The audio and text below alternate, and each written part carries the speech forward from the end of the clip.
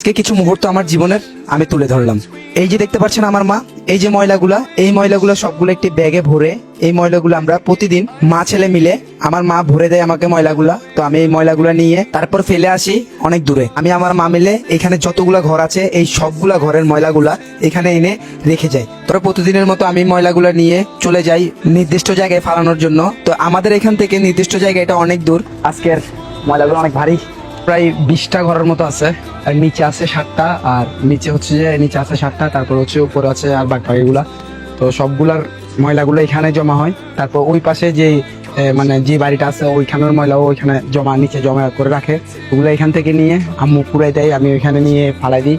তো প্রতিটা বাসা থেকে মনে করেন 100 টাকা করে দেয়, প্রতিটা ঘর থেকে 100 টাকা করে দেয়। আর আমার এগুলা বলতে কোনো সময় শরম লাগে নাই, কারণ আমার ভালো লাগে।